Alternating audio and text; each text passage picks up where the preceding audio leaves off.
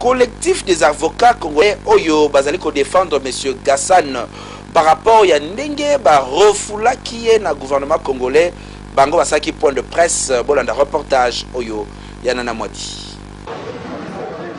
Tola kisaki bino ndenge bandeko ya deuxième bazali ko sala musala bango kitoko ba refula ki ndeko Oyo Hassan kasi mokolo lelo collectif ya bavoka Oyo ya Sokodeko société Oyo monsieur Gassan azalaki PDG basalisi conférence de presse monene pona ko dénoncer bavisi ya procédure na ndenge babenganaki client na bango esalamaki malamu te liboso ya ba journaliste pe bandeko mususu bandeko wana ya bavoka balobaki boye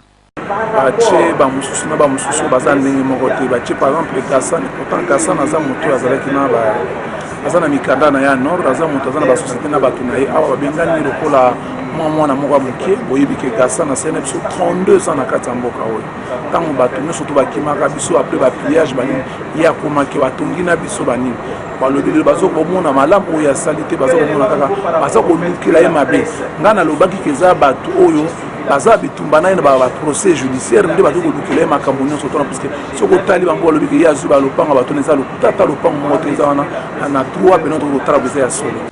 collectif ya bavoka ya ndeko Gassan Oyo bazali koluka ezali kaka ke leta atala lisusu ndenge nini makambo wana esalamaki po client na bango akokaki kozala refule bongo te match oyo ezalano ya prolongation.